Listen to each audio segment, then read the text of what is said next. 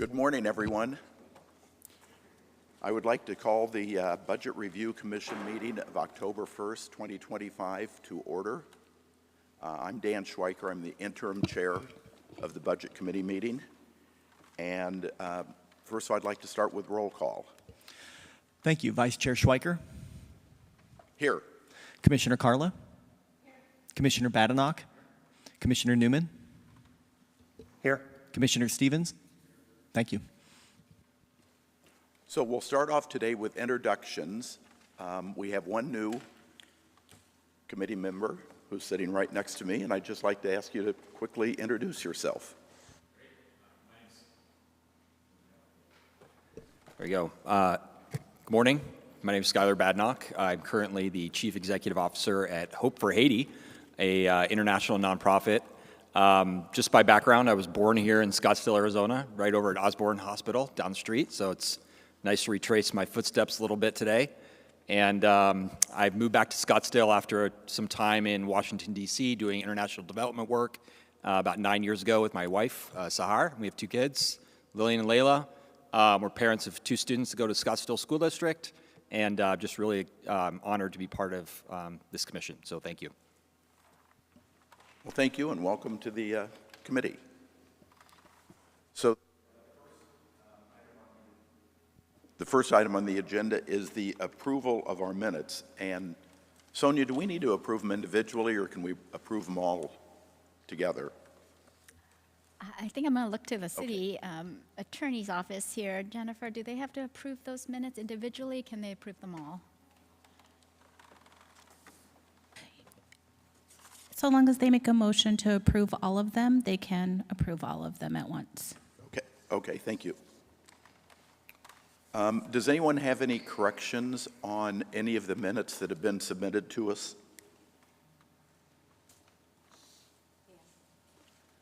Okay, Commissioner Carla? Thank you. The April 7th are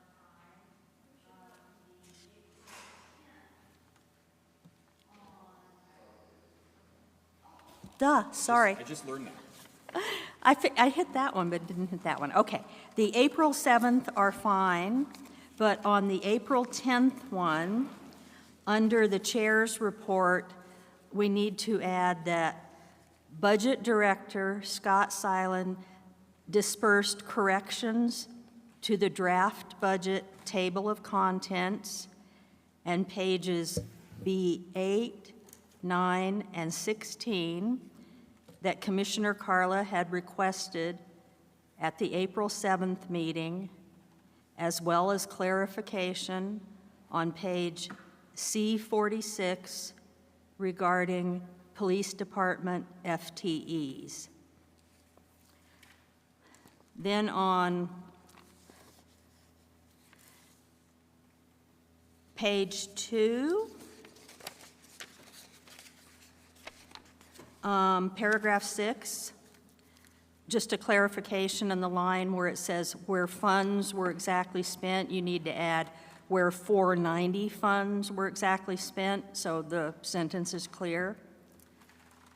And then on page 4, second paragraph, third line, it says the 2004 vote, that's incorrect. It is the 2018 Proposition 420 vote.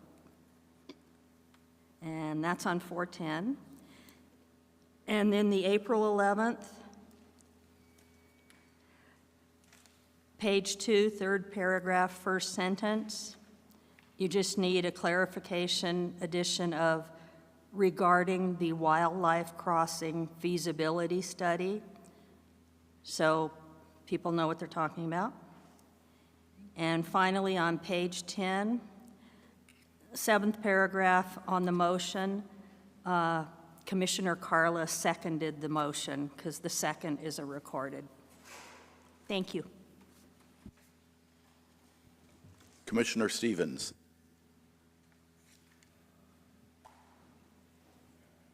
There it is. Okay, can you hear me? Okay, I just have a couple of corrections, and I'd like to make a observation about the minutes after that. The first one, on April 7th. The other two, I don't have any corrections. On April 7th, I have 3 corrections. On page 3, paragraph 2, it reads, Commissioner Stevens spoke about the consequences the city would face if it did not fund the $50 million. I thought consequences was too harsh of a word. Went back and looked, and at the 54-minute mark, heard my actual words. And what I'd like to do is I would like to strike the words consequences the city would face if it did not fund. And I would like to insert the words budget dynamics of changing the plan pay down of. It would then read, Commissioner Stevens spoke about the budget dynamics of changing the plan pay down of $50 million in police pension fund unfunded liability. The second item is on page 3, paragraph 3. It speaks to the structural budget impact depending upon if there were alternative uses to the $50 million. And I wanted to add the words that were omitted from there. There was a part that was omitted. It infers that it was just for 1 year. The structural budget comment that Sonia made was that it was over the 5-year planning horizon. I think that's an important addition to have there. So I would request that after the word fund, the words over the 5-year planning horizon be inserted. And then shortly after that, the word from, there's a stray to that shouldn't be there. It would then read, Ms. Andrews said the commission and the council could suggest alternatives for the $50 million, though the structurally balanced nature of the general fund over the 5-year planning horizon is dependent on the cost savings from the pension liability pay down. And that was at the 59-54 mark of the recording, if anyone needs to check it. And then the final thing was there was a discussion on page 3, paragraph 7, line 9 about these $128 million operating budget, potential concerns, et cetera. Bottom line is I was quoted in there as saying there was a part I wasn't concerned about. It didn't explain why.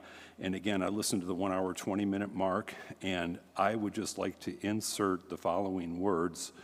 After the number 123.8 million, it would be due to atypical expenditures using previously accumulated fund balance and expenses partially offset by new related revenues. It would then read, Commissioner Stevens explained that while he was concerned about expenses, he considered the operating budget increase to be closer to 40 or 45 million, not 123.8 million, due to atypical expenditures using previously accumulated fund balance and expenses partially offset by new revenues.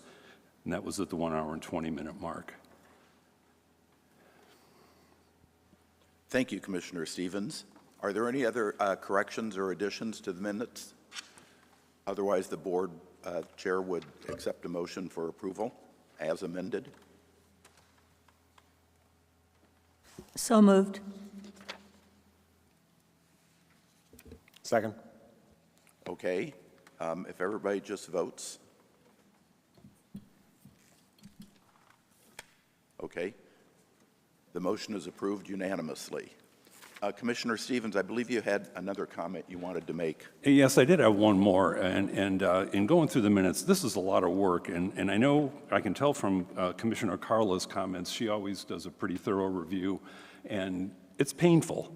And so what I realized is a lot of these things are out there for people to look at the entire video, and whoever transcribes it, they had to take a 4-hour meeting and decide what was important to include in 10 pages of minutes, and that's pretty subjective. My observation is that the video's out there for anyone who wants to listen to it. I asked city staff if it might be possible to have our minutes condensed so that the minutes would just have the topic area that was discussed and then have any subsequent vote.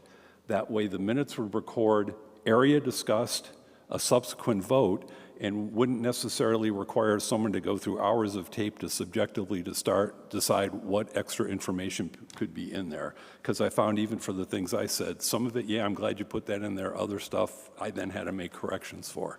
So it's really for this group to, particularly those of you who've been reading through the minutes, do you think that is a takeaway, or do you want to keep it the way it is? So that was my observation. Commissioner Newman. Commissioner Stevens, I think that makes sense. What I would ask as a part of that is just put the timestamp as to where it occurred in the video so we're not searching through. But I mean, you could sit there and you can say, okay, we decided this, but here's what was said at that moment, and then you can comment on that, but there's really not a dispute as to what's on the video, so I agree with that. If I can just respond to that, I forgot to say that because in my mind, if you just had topic, decision, and the mark of where it was, then anyone could decide if they wanted to go hear what the discussion was. Commissioner Carla. Yes, I will respectfully disagree because having an actual printed copy is very, very helpful. I mean, I have referred back to minutes from 20 years ago, and even in a lawsuit on the preserve had to refer back to ones 5 years before. And it was extremely helpful to have them. And some people don't have the ability to go through all of these, tapes, et cetera, and use the, as a person who can't use a computer because of vision disability. Some of these things are hard to do, but from a historical standpoint, I think having a paper record is important, and that's my opinion. So thank you. Commissioner Stevens. That was my dilemma when I decided to propose this, and then what went through my mind was, okay, so now I have to thoroughly compare my notes from a meeting to minutes to decide whether every salient fact that I think should be documented is included in there, and then do I really want to take that on as an additional responsibility? I'd rather spend my time elsewhere. So I absolutely understand what you're saying, but we're really relying on a third party who had to discern what's important and what isn't important when it comes to putting the key elements of discussions in, and that's a pretty big ask. So, if there's any other comments, I still may make a motion on this, but if there's any other comments to Commissioner Carla's points that would help, I'd love to hear that. I'm sorry. Yeah, go ahead. And then I guess I have a question for staff, legal. I mean, isn't it required that we have minutes? I mean, isn't this going to require a city policy change? Because I believe you're required to have, so I'm asking a question of the staff table, please. and Commissioner Carla, that was kind of what I was going to talk about. Okay.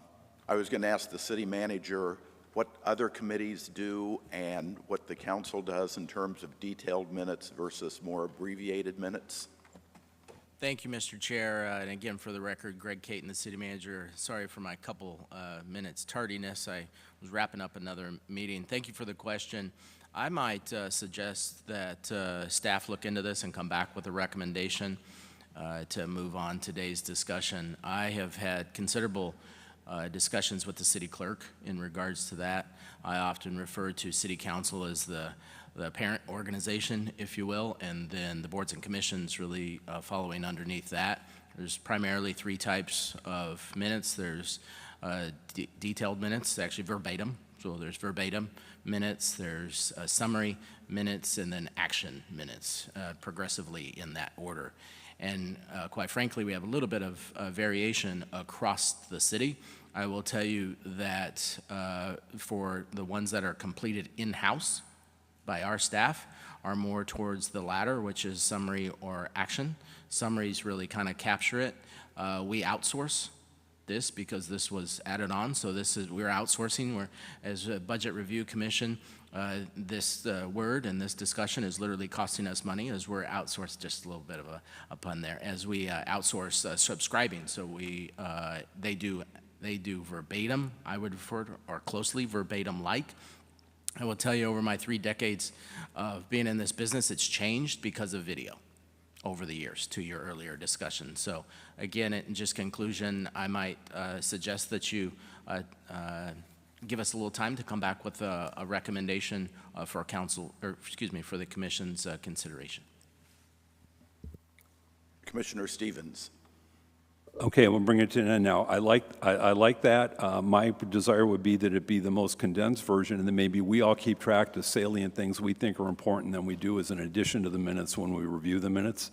And then the other thing I struggled with when I went through, it looks like your convention is to say the title and the name of a person, then after that just have their name.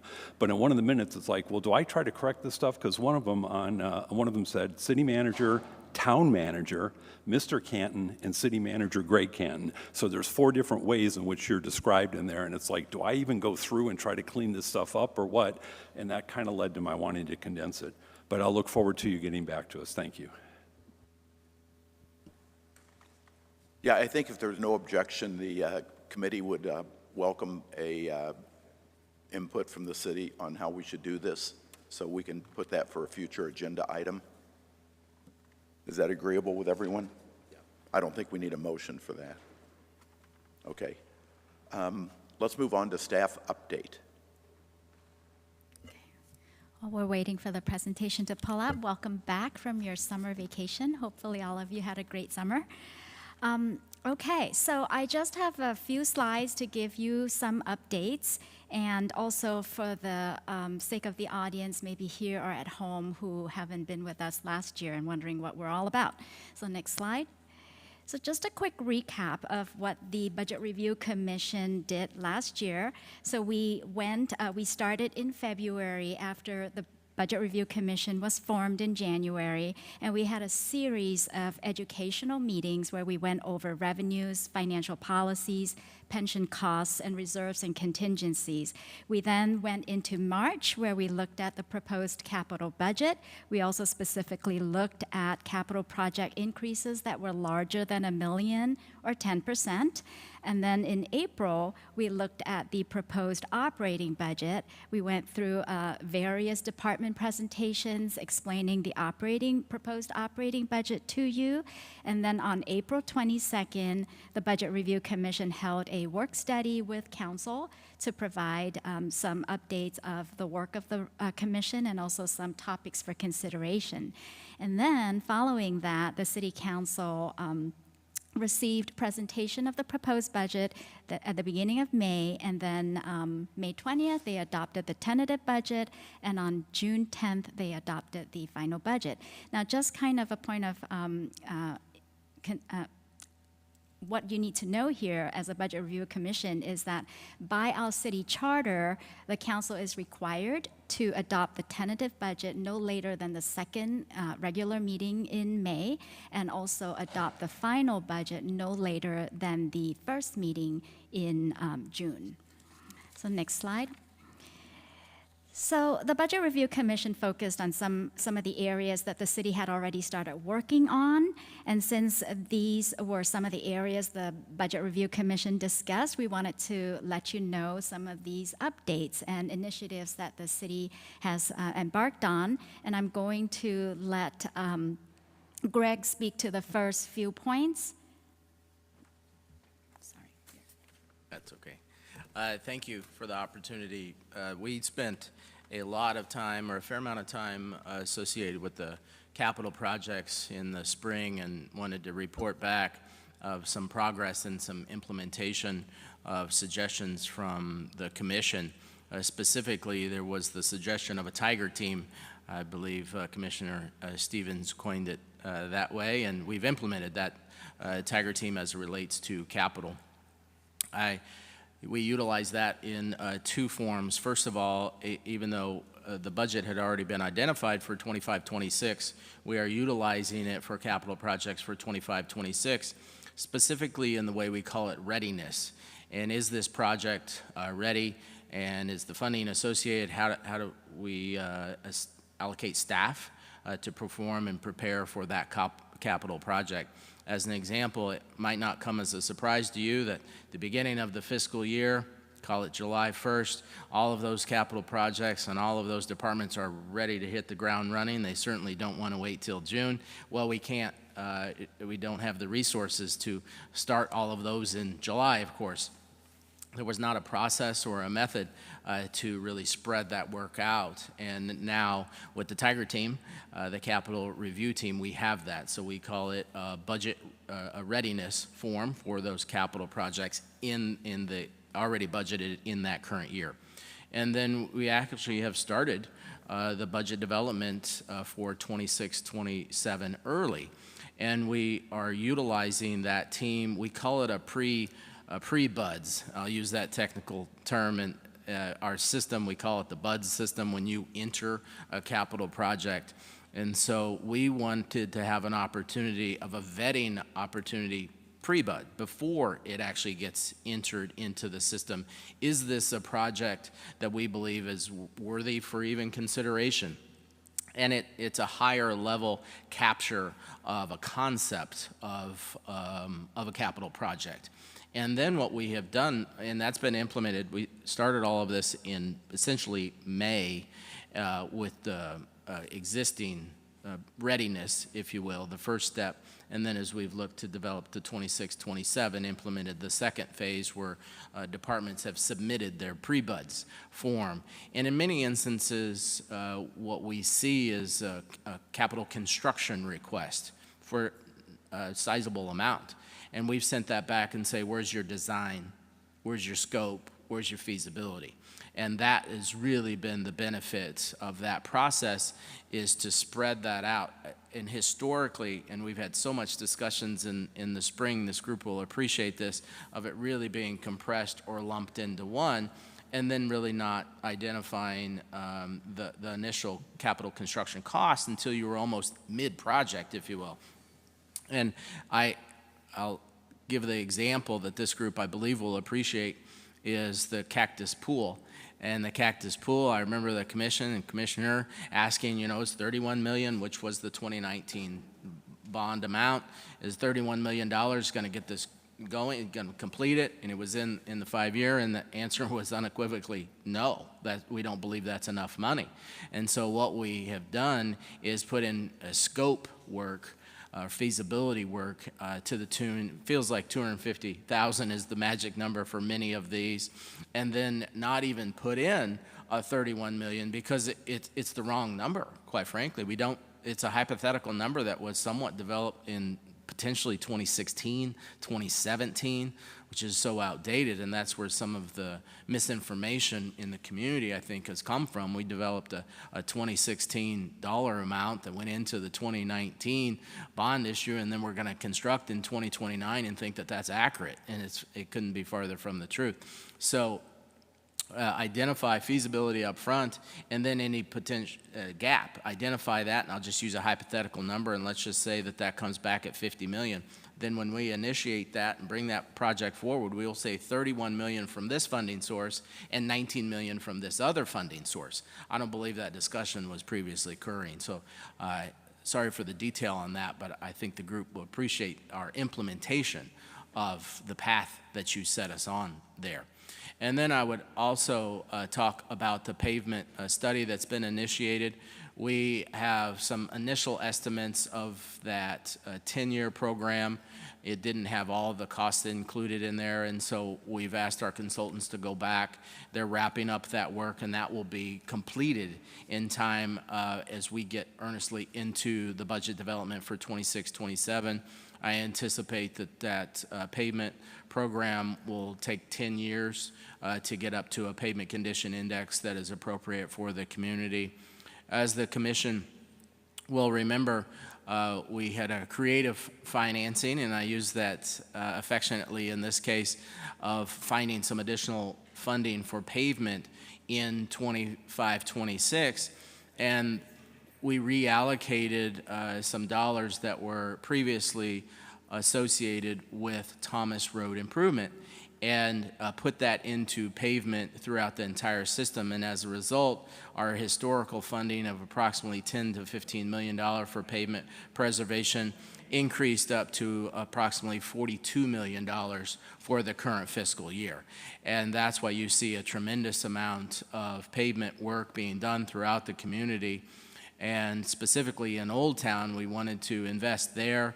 We do have $40 million that's being invested in Old Town, but we wanted to touch every single road within Old Town, and we are on the path to do that within the next 30 days, wrapping up before event season kicks off. So I'm really proud about that work that's being done.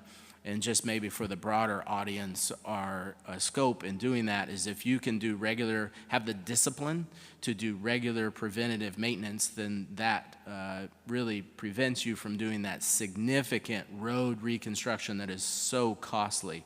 So we're on that path, again, approximately $42 million for the current fiscal year. Oh, I buried the lead. Here's the most important point. When we reallocated those dollars from Thomas, we therefore applied for a grant and received a grant for Thomas Road. So essentially replaced those dollars when we could not have received a grant for maintenance. You don't get grants for maintenance. But we received a grant for the Thomas Road work and therefore utilized that scarce or restricted dollars in that sense for broader pavement management across the community. And then I'll just quickly go through the unfilled positions.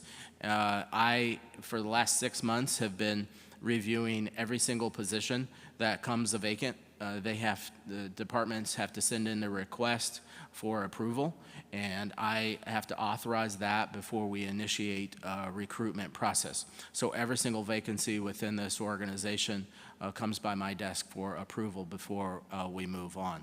And the contractual services is an area that is going to take a while to really get where we need to go, but it's been my estimation that so much of our work that is performed has been outsourced for contractual services. And I think this is because of downward pressure for many, many years on our position count. In many instances, the work still has to be done, so then we've gone to this contractual.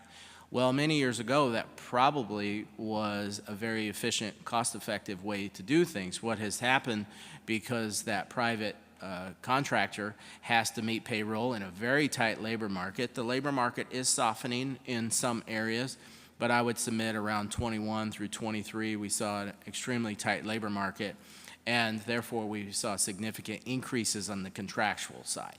So now we're revisiting those contractual relationships to see, does it make sense to continue to outsource the performance of this work? Is there an opportunity to do that in-house? Continuing to do that, and then also as those contracts come up, doing an RFP, making sure that we're getting the most competitive pricing for that service when we do need to outsource it. And I would wrap it up with that. Thank you, Greg. And just the last bullet point, we have started putting together a financial condition sustainability report that will provide historical trend information and some key financial metrics. And so we are waiting for our fiscal year 25 audit to be complete, and so we can include those numbers and we can share that report with the commission. So next slide. Oh. So next slide. So I wanted to provide an update to the commission that I will be bringing an ordinance to the council on October 7th to amend the code related to the Budget Review Commission. You have received a copy of the ordinance in your packet, and basically these recommendations to amend the ordinance came from feedback I received from council members, Budget Review Commission members, and also city leadership. And they are meant to help simplify and make the work of the commission hopefully easier. And so really what the idea or the concept is that the Budget Review Commission's work should be primarily focused on reviewing the budget and less so on reviewing operations or, to the extent that you have looked at operations and provided some valuable input. We very much appreciate it, but the focus of the Budget Review Commission should be more on the proposed budget document that we submit to you. So with that, that feedback that was received, we have an ordinance going to council to propose clarifying the duties for reviewing the proposed budget, and any kind of in-depth examination and review of focus areas should be also also related to the budget and would be presented as part of a work plan for council consideration and approval. And also, there were also recommendations from last year that maybe didn't have a chance to get discussed fully by the commission. So we're recommending that the ordinance specify that we will do the recommendation process differently this year than last. And so it would allow the whole commission to fully vet through all the recommendations before it becomes a recommendation. And then finally, the current ordinance requires the commission to submit recommendations in a written report, and that was very challenging given the compressed timeline for the commission. So the recommendation is to allow the commission to present recommendations in a PowerPoint to the council and not, have to have a written report as such. So either or. So if the commission wanted to do a written report to present to council, that's an option. But if it's too, tight of a timeline, it could be presented as bullet points in a presentation to council as well. So that will help the commission out. And then next slide, this is my last slide. So as we look to the work of the Budget Review Commission this year, I wanted to share with you the budget timeline. We do not plan to do the educational series of meetings that we did last year. So if any of you would need some education or refresher on the city's revenues, expenditures, or budget, we can provide that on a one-on-one basis.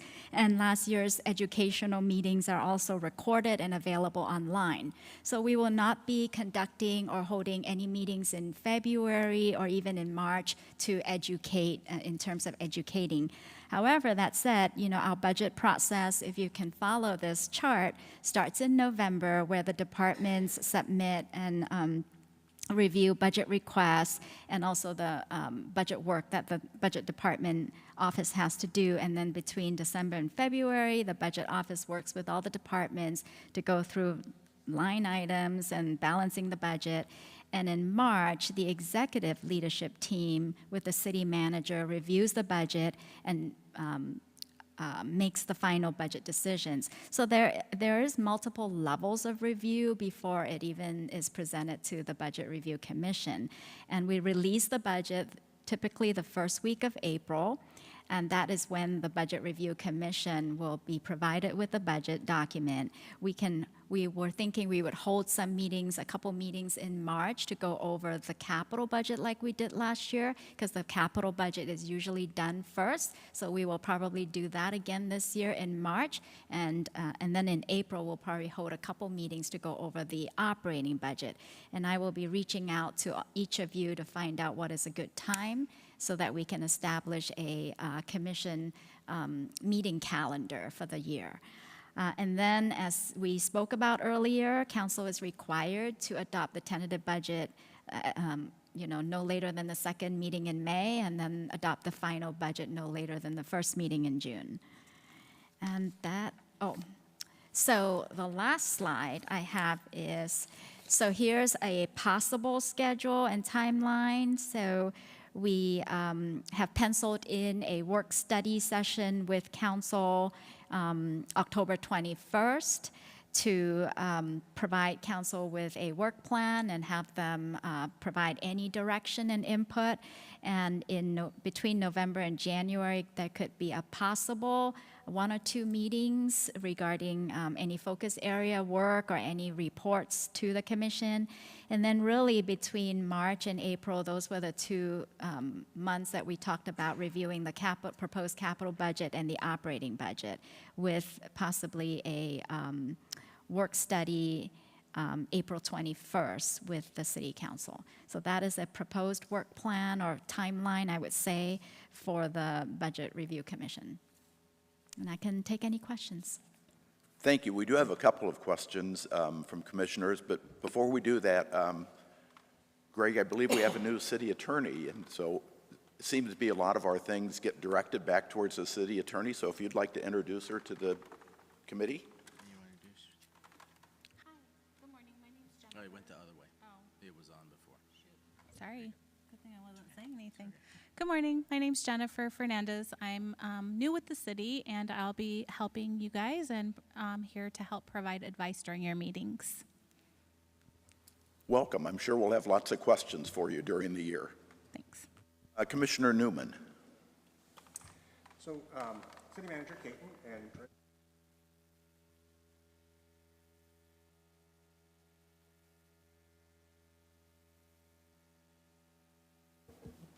oh, there we go. How's that? Better. Okay. Great job in getting all over the capital plan and the roads. I mean, those were probably two of the biggest gaps that we could identify in a short period of time last year. And so it was kind of the hurry up offense, and you work on the big rocks first.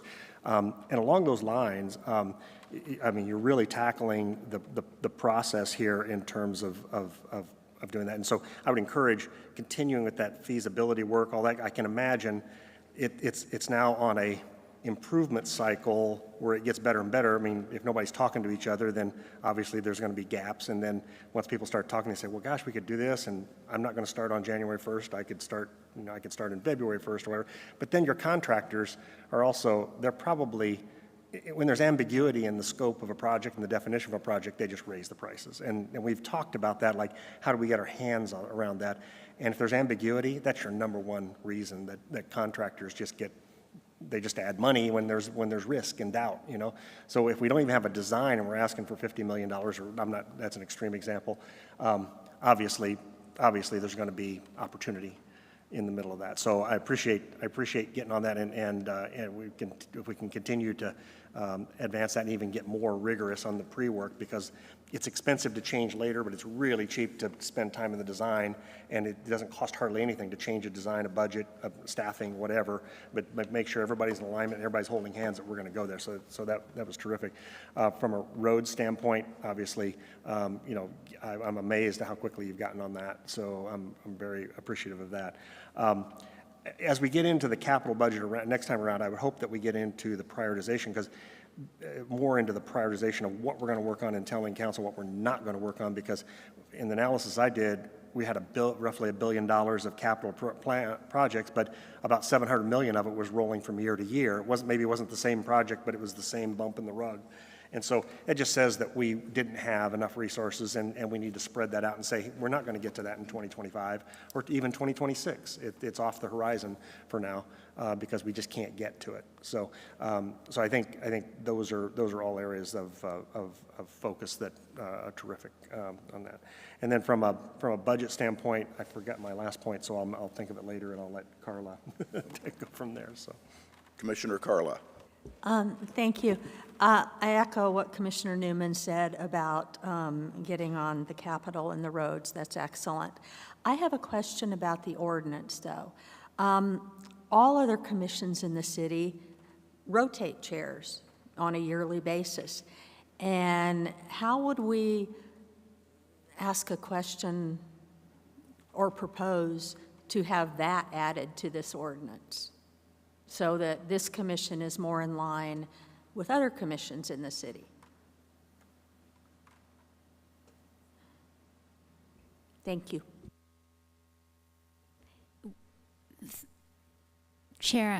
Commissioner Carla, thank you for the suggestions. We can bring that up with council.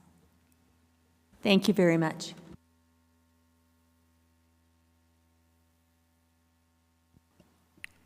Commissioner Stevens.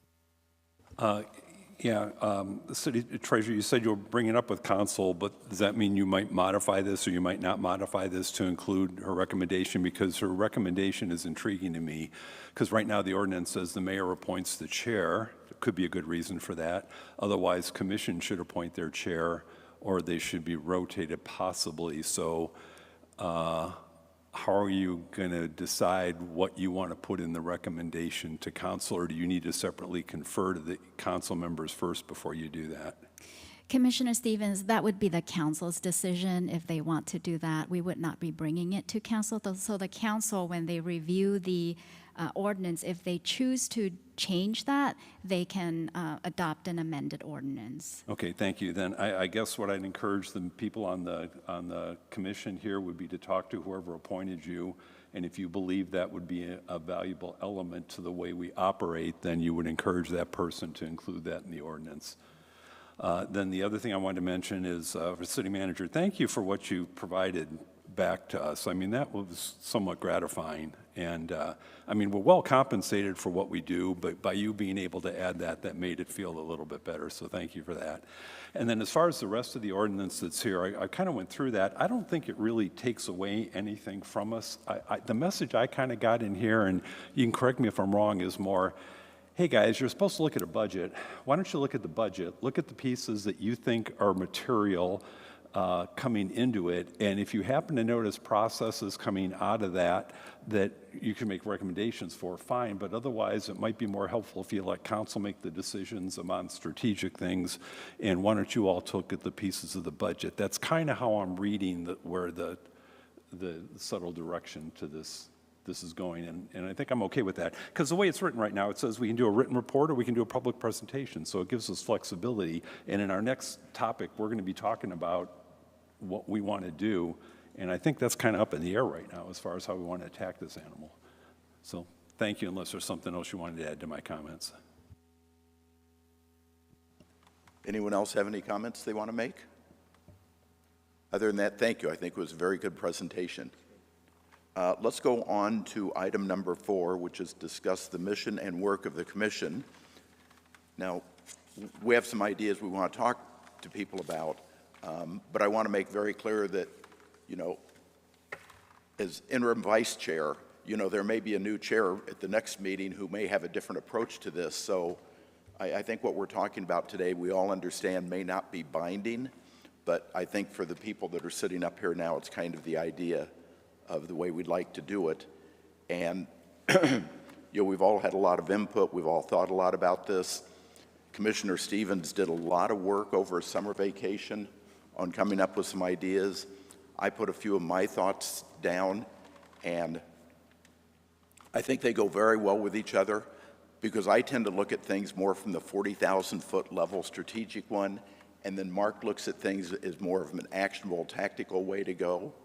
So I would just kind of like to kick it off with my thoughts and then turn it over to Commissioner Stevens and everybody else to get their ideas. So since I've been in Scottsdale, this is the second budget review committee that I'm aware of, and I was not involved with the first one, but I kind of listened to it and paid attention, and obviously more involved with this one. And it seemed to me that the reason for the Budget Review Commission is resident input on different ideas. And it seems to me that really the impetus to have a budget review committee is that residents are always upset over CIP projects that run over budget and behind time. You know, that's one of the things that you read about in the paper a lot. You hear comments at council meetings all the time. The other idea that gets a lot of attention from people is the idea of whether or not the city staff is overstaffed and overpaid. You know, whether these are true or not, these are the things that people talk about. And the third one that we hear a lot about is Westworld and the function of Westworld, the perceived problems and subsidies to Westworld, if these are real or not. But these are the things that I think people were really pushing to get a budget review committee going. So I think from a 40,000-foot level, one of the best things we can do is to study those items and answer the questions that our residents have about those big issues. You know, the pavement is one thing that kind of goes under the CIP, but that's one of the things that we probably hear more about than anything else, the condition of the roads. So those are the things that a committee like this can really look into. And so that's my idea of really the reason behind the Budget Review Committee. And I would like to turn it over to Commissioner Stevens, because he put a lot of thought into this and has some very good ideas. Okay, thank you. I'm going to try to go, what I did on the slides, I'm going to go through the slides, and I'd like you to interject whenever you have any other thoughts for my fellow commissioners, because this was meant to be spurring a discussion. But what this document's all about is this just says what we're supposed to do. We know that. Go to the next slide, please. This slide deck talks about a slide on lessons learned, suggested future considerations which we should discuss, and then a sample approach plan, which may or may not be how we want to tackle it. And then I had a fourth slide on sustainability assessment, because there was a lot of discussion on structural budget sustainability at the end. So one thought was, do we need to have that as an element? So we can go to the next slide now. Here's, on this one, again, these are a little more heavily my thoughts, so I hope no one's offended by this, but I found the open meeting law application to be quite stifling. And I also saw that we got more things done when one or two people could go off and meet with staff, dig into some meat, get into something, and report back to the commission. So I think one thing we need to discuss is what's the best way to get things done. I mean, Commissioner Newman and Commissioner Carla, when they went offline and met with things on the preserve, a lot of really good, valuable information came back that I don't know how you could have possibly done that if we all did it from the dais with different people coming up and making presentation to us. Yeah, and so one of the lessons learned was I thought we got more effective information when we broke it off into teams. There will be some discussions with legal about how we do that. There is some question about whether or not that's a subcommittee or whether it's just a couple of people going and tackling an area and whether we need any approval, so we might need some legal opinion on that. And then my final comment on the report generation was it was kind of a little bit messy the way it came together, but that was all us trying to learn how things happen. So a big part for us this year are going to be, how do you want to do this? Do you want to do a report like we did last year and have a couple of people gather the comments with staff and put it together, or do we want to go to a higher level and just do things to city council that way, or do we just want to report things we find it throughout the year? And then the other thing I've talked to a lot of people about too is I'd like this to be as non-invasive to the city staff as possible. So one of the thoughts that we ought to be thinking about is for the areas we decide we want to look at, how does the information come together? And then would it be better if we entered at some point while the information's fresh on their mind so that we're not reinventing wheels? The other observation I had was I found that we got a lot of presentations made to us, but when we just get a presentation made to us, it's hard to get into the substance of something. So one thought for us is going to be, do we need to look at fewer areas, but a few people dig in deeper, or how do we want to do it? So I don't have answers to this, but I'll show you what we've got at the end. Did you want to interject something now? Do you want us to ask as you go along, or do you want us to wait till Let's the do end? this. Let me do the lessons learned slide and the next slide, and then whatever let's do works. then let's do some discussions. works. Okay, let me do the next slide because that was my lessons learned. So my future consideration part here was the thought was we should coordinate more with city staff when we're doing some of these things, and then the other thought was, do we need a more detailed review plan by specific areas, and then we would have the different commissioners say, hey.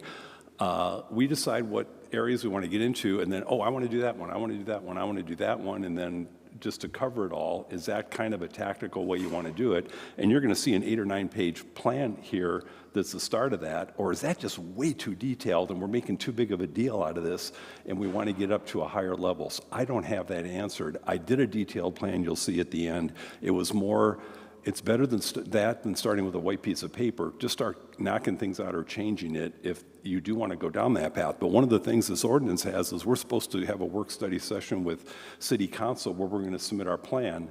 So the best thing we can come out of today is what's that plan going to look like? So maybe that's one of the things we ought to be marching towards. How detailed, or is it a higher level and we'll fill in the blanks later, or what is that plan going to look like? And then my recommendation here was if we could do 2 or 3 member teams to jump into some areas, that might be a more effective way to get good information and then report back. We kind of did that. I mean, Vice Chair Schweiker and I, we did that with the capital projects, and then we reported back to the group. I thought that worked somewhat well. You did that with the preserve. I thought that worked somewhat well. So is that a better model? And then we'll talk about how to do the report generation. So let me see what the next slide is, but I think I want to stop now and the next part now gets into what an approach plan might look like. Let me stop now and let you all have some discussion. Commissioner Carla? Yes. First, I want to thank Commissioners Swikert and Stevens for all the work they did. I mean, it's very, very helpful. I didn't turn in anything because mine all fits in one sentence.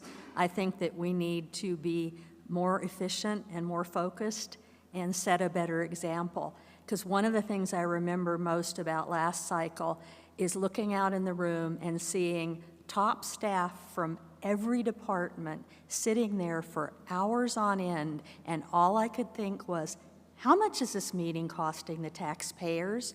And we're supposed to be watching the budget. So that was my feedback from last cycle. But again, I think all of this is very good. I agree with everything on Commissioner Schweikert's and pretty much everything on Commissioner Stevens, especially the sustainability assessment. I think that's really important. I think the subcommittees, absolutely, that's how you get work done. We just have to make sure we're doing it legally, because I think last cycle we were kind of treading on that line. Open meeting laws, we have to follow them, because they serve a purpose. But you're right, we can do it in a better way. And you have the understatement of the year, which is the report process was flawed. Because I know you've spent so much time, Commissioner Stevens. The one thing I do have a question about is when you brought up the idea of thinking that future agenda items is an issue, I think that's the only way, though, that staff can prepare. I mean, we need to say what we want to talk about so that they can be helpful to us, as they always are, by preparing information for us. So again, all the great things you say, and my main question was, I didn't understand the one on future agenda items, because I think you have to do it, unless there's another idea I'm not aware of. So thank you. Let me just adjust. What I meant on that was, to me, it seemed like that kept us from getting things done because, like right now, can we talk about something? Can I talk about, hey, I got an idea for what we want to do for unfilled positions?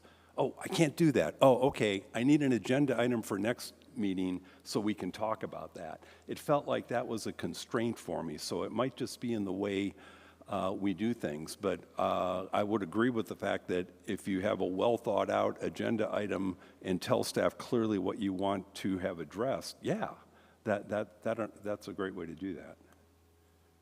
So I'm still learning process. Commissioner Newman. I think this comes down to priority and thinking strategically, because, and I agree with, on the future part of here, we need to have a plan, and there might be projects where there's 2 to 3, 2 people go off and do, and there might be 2 or 3 of those projects, but all of those take up staff bandwidth. So the limited resource here is staff bandwidth and resource. So we can go and do my favorite project or Carla's favorite project, or I'm sure Skylar will have some favorite projects, and we can all go do those. But I think we have to, and you were big on auditing. We have to prioritize as a group. What's that list of prioritized items, and do that as a group here, and then say, okay, we're going to draw the line here because that's as far as we can really go without overwhelming city staff. We can do length, width, and breadth and try to boil the ocean, or we can say, no, these are some really important ones. Last year, I mean, it was kind of a hurry-up offense, but we got it right. Capital plan, roads, and staff was able to get on that. And now, hopefully, with some of the efficiency improvements that Greg's putting together, we'll be able to get more bandwidth to work with there. But I think we just can't shove more into the system. So I think in that future planning part, we need to make sure we're doing it, because we're asking them to prioritize. We're asking staff to prioritize. I think we ought to do the same here rather than just come up with a bunch of ideas to go work on. So I would just ask that we spend some time to do that before we go off and send, crusades of 2 or 3 people at a time to go raid city staff time. So, Commissioner Stevens, I believe you still have some more slides. Okay, yeah, let me, what I'll do now is what you're about to see next would be a framework for what a work plan might look like. So this will be high level as a possible way to approach it, and then there's an attachment after this. It's actually an 8 or 9 page work plan. We could gut or change, or a couple of you can take it offline and do something with it. So this is where I'm getting a little bit weaker as far as the next step. But let's go to the next slide. So I tried to follow what the ordinance told us we need to do. And so a proposed plan might say, okay, in the general fund, you know what, we ought to decide what departments we're going to review. There's a whole bunch of departments there, and if we want to rotate some of them every year, Probably have to keep police and fire in there because those are two big ones. The degree to which we dig into each one or the area we go into in each one might vary from year to year. But the one thought would be, okay, those departments decide what you're going to look at, and then are we looking at FTEs in these areas? Are we looking for, what are the information requests we want to look at? So how do we want to carve it? And again, this is an auditor mentality for me being, an Ernst & Young audit partner. And this might be too detailed. But anyway, so general fund, and then we look at which ones you want to look at. You might rotate them from year to year. Enterprise fund, we didn't do anything last year. Probably need to look at water this year. Is there another one we need to look at? Maybe, or a special purpose fund. We can go to the next slide then, because then the details I have kind of get into this. And then for capital projects, one thought would be, okay, here's an approach you could have. We need to understand what the key projects. Do we pick the 5 largest ones? Do you pick some other ones? Do you look at the ones that had changes of the 10% and $1 million that we should look at? So somehow we should scope what we're going to look at. And then once you do that, then that's the final bullet point about, well, what are we going to do once we do that? Do we look at the 10 largest projects and do a detailed review and say, okay, show me how the cost estimate works so we can get a feel for what elements of it's already a firm fixed price contract, therefore we know the number's good, what area still has some variability, and how do we feel about the amount that's budgeted there to be looked at. And so, like, for example, on something like this, it might be helpful to know when they're putting their estimates together, and then if that's a contract area, project area we want to look at, do we then come in and say, hey, we need a couple-hour meeting with your key people on that and show us the elements of how you came up with your estimate, let us ask questions, and then we'll decide if we want you to look at anything else, and then we would report our findings back to the commission. So anyway, this is a way to approach it. And then the next slide, is this my sustainability one? Sustainability, this would just be a way to look at sustainability because there were some mixed feelings as to what the situation was. I was one that I thought the city actually did a very commendable job of having that front of mind. When I did something similar at San Diego, that was not the case. They did not recognize one-time items. I believe this staff does recognize the importance of having recurring revenues matched with recurring expenses and not using one-time revenues to offset recurring expenses. But this would be an approach if someone wants to jump into the sustainability part. I know right now the city treasurer is working on a sustainability report that has a lot of good information in there that appears to have a good balanced assessment. I think you're also going to have your own opinion on there for people to look at. So I think there's going to be something good there that may suffice for what this is, or it may be something that we need to look at. And then decide what we want to do in this area. So right now, I just throw out a whole bunch of straw men for us to try to figure out what we wanted to do. And is that it? Was there something after this? Okay, and now what's after this is like an 8 or 9 page document that's drilling down into the details. It's my auditor mentality work plan that would be, okay, here's how you're going to do it. Go follow this work plan. This was very detailed, and again, I just wanted it for the commissioners to see this is an approach, and I am not married to this at all, because when I did this, it was very painful, and I'm not sure I necessarily want to have to work that hard. But it's out there for you all, and now maybe it's best to have a discussion about what's the best way to attack it. But I think a good way to look at it is like the general fund, or the operating fund, enterprise fund, capital. And then how do you want to be attacking, and who wants to jump into things? And then my hope would be there's probably some of you that are passionate about certain elements that you want to get into. You ought to do that. And then maybe you need to do one other that we need somebody to do that maybe isn't your top priority, but do it for the good of the cause. So I'll take a break now. Does anyone have any comments? Commissioner Carla. First off, thank you again for all of this really good work, because this helps us just get our minds around it. The only thing I would, say, do we really have to, is on the prior one, you say in the parking lot, that we need to bring all of those items forward and figure out how we're going to look at them. There's some in the parking lot that probably can be discarded, and before we say let's bring them all forward, we probably need to do a very quick evaluation. But other than that, I think this will, and I think this dovetails in real well with what Sonia's prepared as far as how to go through a work plan. So again, thank you. Well, and I did try to get all the parking lot items in here on an objective basis, regardless of my personal feeling about them, so I do echo your comment. And then also as part of this, city staff, I guess once we're done talking up here, city staff probably would have some comments we'd like to hear.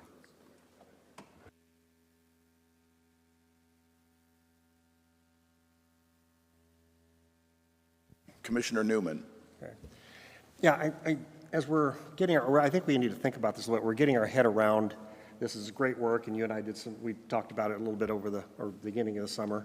And there's a lot there. There's a lot in terms of city operations and things like that. And of course, that's a work stream that you have to prioritize. Once again, I come back to prioritizing, but then I think about things like sustainability and, you know, a big word that we don't always understand what it means, and it doesn't mean what Carla thinks it means in terms of when I talk about this.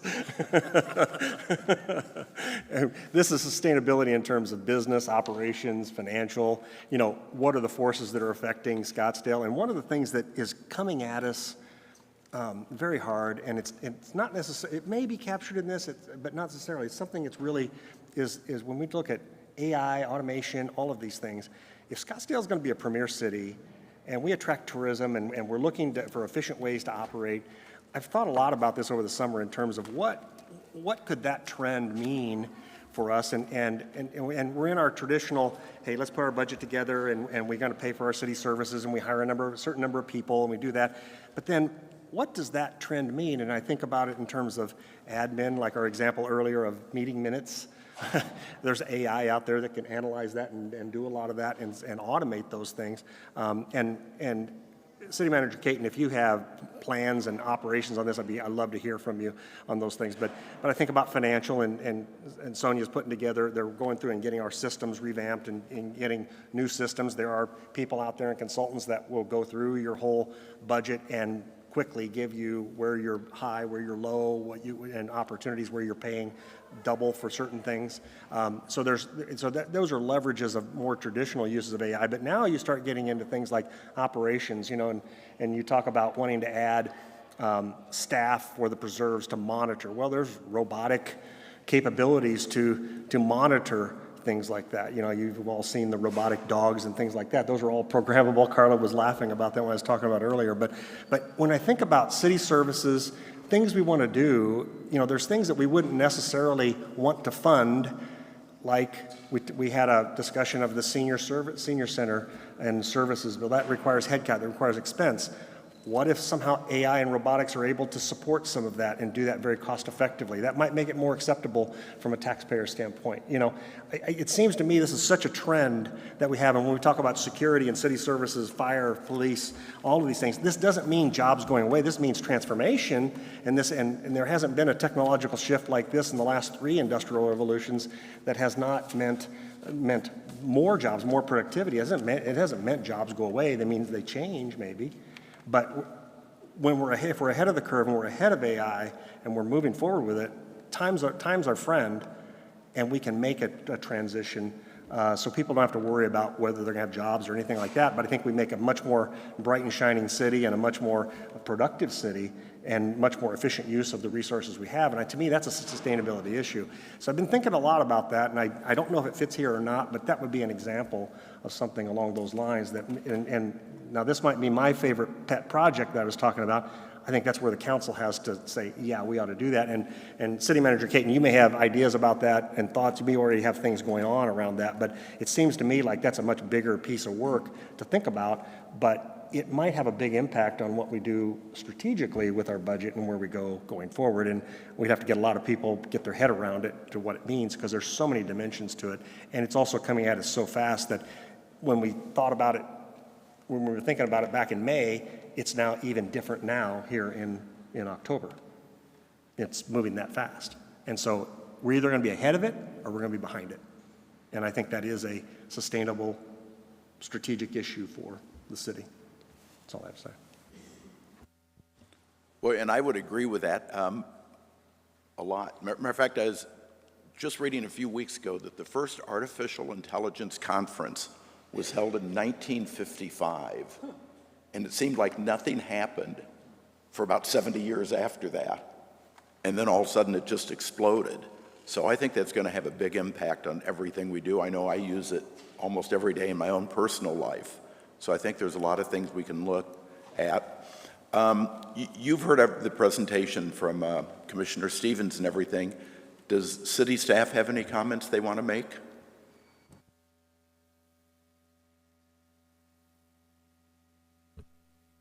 Yes, thank you for that opportunity.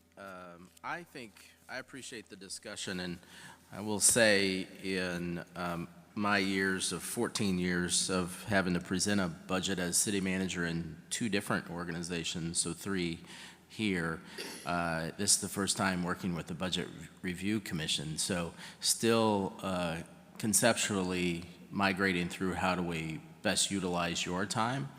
I continue to be on the path that if you're able to see actuals when we present, almost like a draft budget, I would say, then you have something tangible to remark on and do the heavy lifting for, quite frankly, for city council. So let me say that another way.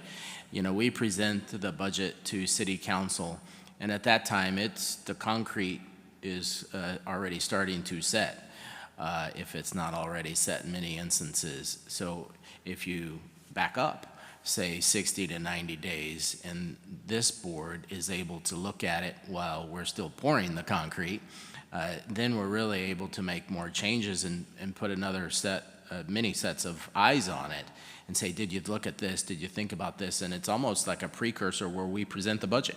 We present the budget to you, and then you've really done that deep dive where you say, well, this doesn't, let's inquire a little bit more in this particular area. And so then you have a real life example, a tangible 26-27 that you would be discussing for the budget year versus some philosophical thing.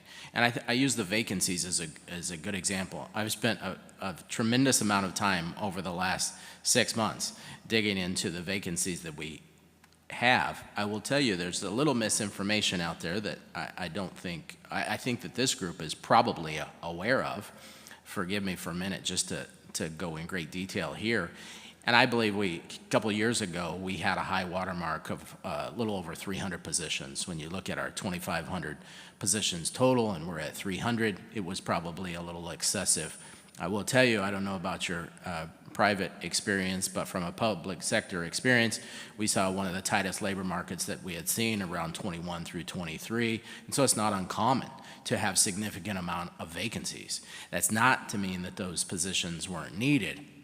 Now, as the labor market is certainly changing significantly over the past 12 to 18 months, seeing more applicants, quicker filling of those positions that have been on the books. So we went from a high watermark of over 300 a couple years ago to April of this year at approximately 188.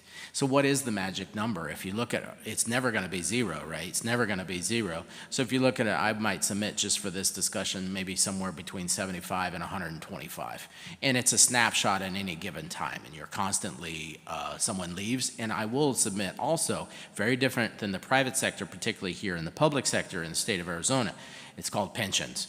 It's called a defined benefit program, and they just leave. They get their points and they depart, and they give us about 2 to 4 weeks notice, and they depart into the next chapter of their lives. Very different than in a defined benefit defined contribution program, where do I have enough? Do I have enough? Nope, I'll work another 6 months. I don't have enough. Here, they hit a magic point and they pull the ripcord and they're gone. So that creates these, we've got two going out and one coming in for the last couple of years. I'll get back to my numbers. Sorry, I digressed there for a little bit. In April of this year, we got down to about 188 or so. Then July 1st, we added 98 positions. The media calls us up and said, how many vacancies do you have? Well, we had just opened up 98 new positions. I would submit those were a little different than the 188 back in the spring. So back to where we are now, every single position comes through me. It's like, do we need this for operations? Every single position is critical to operations, or otherwise we're going to have deficiencies in services to residents as these requests come in. So that's just a good example where conceptually I don't know that it's going to bear out any fruition, if you will. I'm already doing that as city manager or CEO for the organization. I think when we can really get into the details of the budget is when the police department presents their budget and they have 15 vacancies in the dispatch center and we have 40 authorized positions, and you say, why are you at 35% vacancy rate? That is what I would refer to as chronic vacancies, and we are working on a program to fill those vacancies. That's the tangible type of analysis that I think five of you, please add the 7 of you, can really help us on, versus this conceptual. Let's talk about PSPRS. PSPRS, our defined pension program, and ASRS, that's just, quite frankly, good education. I encourage those new members to look into that, but we're not going to change PSPRS. We're not going to change ASRS. And so that kind of takes us, our focus in a different direction. So coming full circle, conception, I believe, looking at a practical 26-27 budget could really help narrow your focus as we move into that review process, specifically starting on the capital. The capital can be presented to you, which is really half of the overall. There's a lot of meat there. There's a lot of discussion that we can dig into if we're able to provide that in advance. Let me get into a few of the specifics so that's just conceptually what I might suggest, and then a few of the specifics here as outlined. I think our impact fee review, that would be great education, just kind of a great education and a good opportunity. I think there's probably a misinformation in the community, or maybe a lack of information about what development is paying for and maybe what existing residents are paying for. So I concur with that one. And then also talking about, what was the other item? Cost recovery. Some of those areas, I see Westworld. Happy to continue to dig into the Westworld, some of those special facilities, how they also impact the broader economic activity within the community. So I think those are some tangible areas where we can spend some time. Thank you. Thank you. And I especially like the fact of being able to give us some of the early budget information. I think that would be very beneficial for the committee. Commissioner Stevens. Yeah, I just want to add a couple of things to that. You know, we're always open to, I'd love the input on what city staff thinks we ought to do, and I have talked to some of you about this. One thing I do want to mention for the record or for everyone, there was an article in the paper the other day talking about how there were a lot of unfilled positions and that was fluff in your budget, blah, blah, blah. That was a misstatement in the newspaper because, just so you all know, they have a lot of unfilled positions. There's a budget line item that's a negative expense for expected unfilled positions throughout the year. So it's not like this city builds fluff into open positions for the purpose of reallocating those budget dollars to something else or some other little kitty. So that made me disappointed when I read that in the paper because that was a mischaracterization of the way you manage yourself. And then also I appreciate your comments on the open positions and what you're doing. I had a thought I was debating whether to propose or not, and it sounds like you're kind of doing it as far as the way you're challenging positions when people leave, and so I may talk to you offline about that, but that was encouraging. And what else did I want to say? So otherwise, I think the thing for us to think about, I appreciated the city manager telling us a couple areas he saw value. I had in what we worked up the idea that we're maybe coming on the heels of the areas we're going to look at. I don't think what I have a clear picture on yet is exactly what that would look like as far as when do we go in, when do we do some work right on their heels, and how do we decide what we're going to look at. So that's still an open question for me. Thank you. Does anybody else on the committee have any comments? Otherwise, Mark, you put some suggestions out there, and I think as a committee we want to decide, you know, if we want to make a decision on looking at some of those. Again, I feel a little bit like my hands are tied because, you know, we're not a full committee yet, and we don't have a permanent chair for the committee yet. So the direction that we talk about today may or may not happen.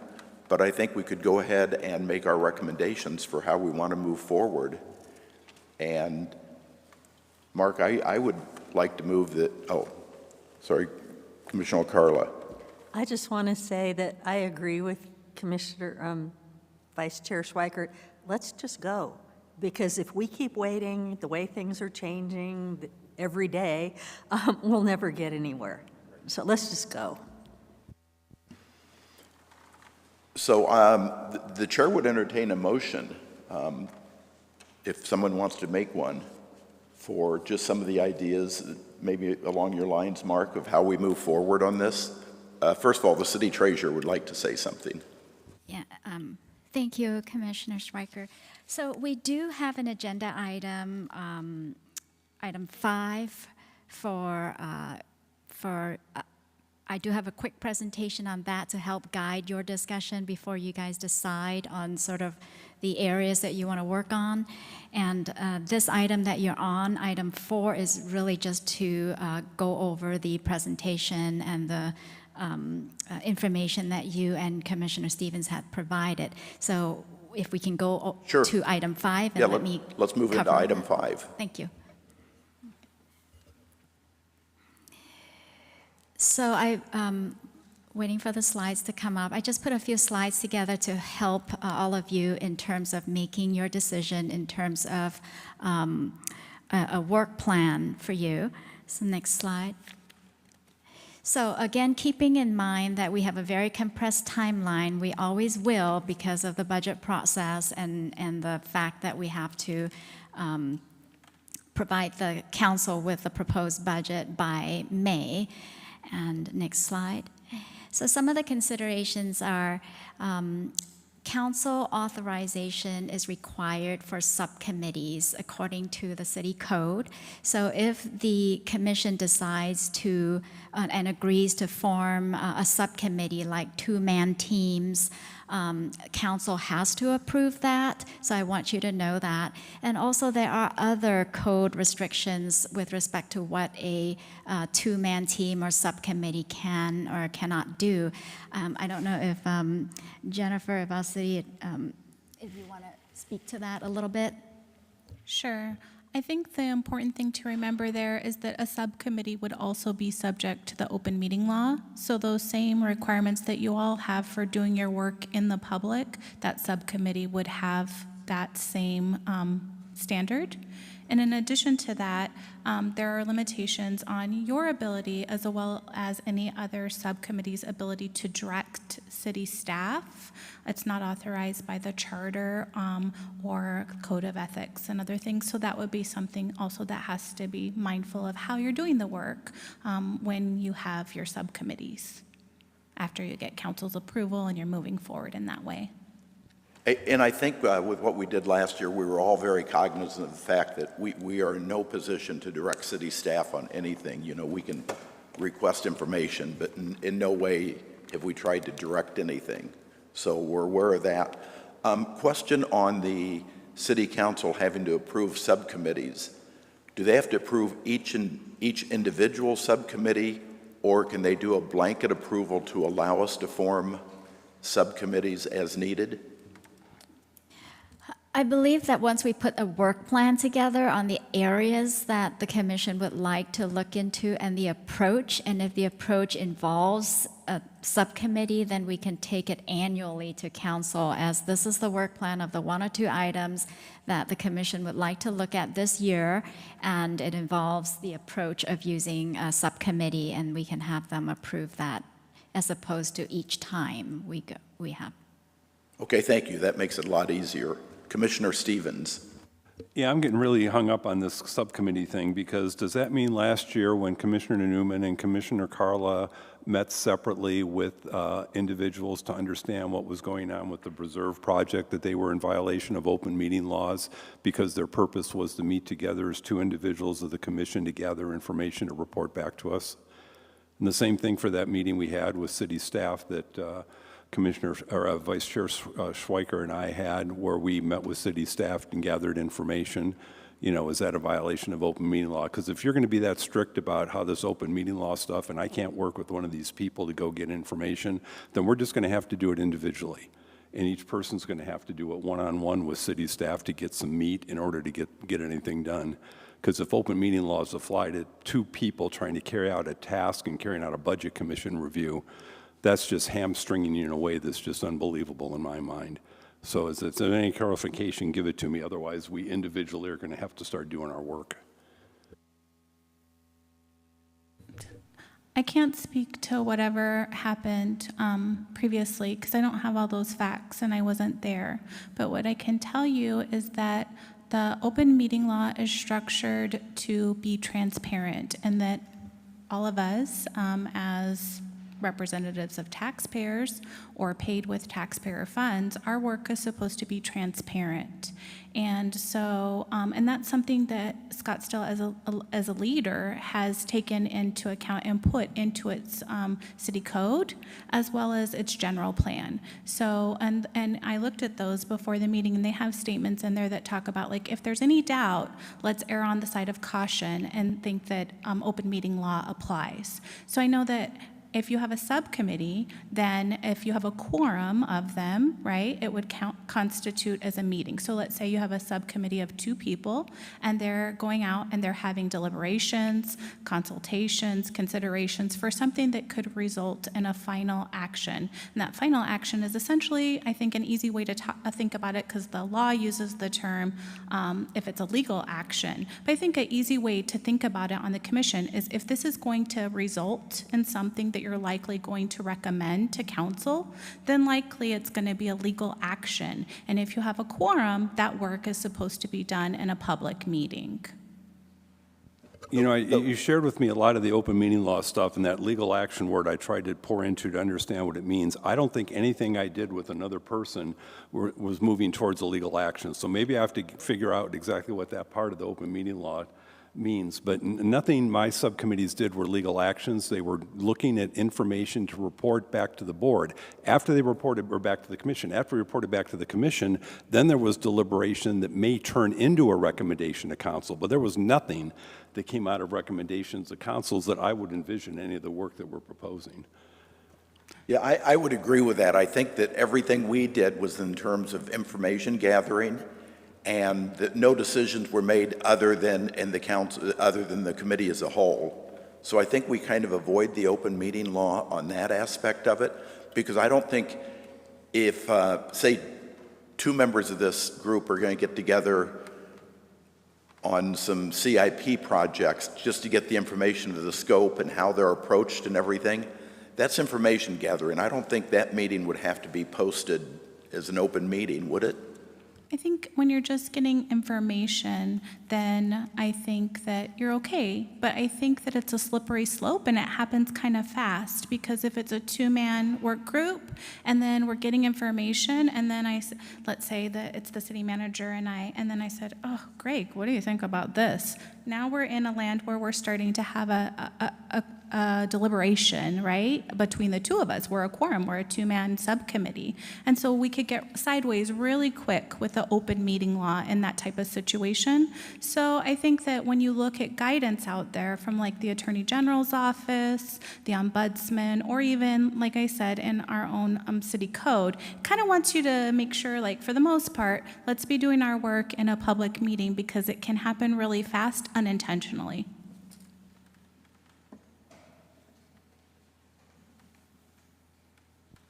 Okay, so I assume that there are workarounds on things like this. Like a subcommittee could be, when we're staffed with 7 people, a subcommittee could be 5 people, though only 2 of those people go to any meeting to gather information.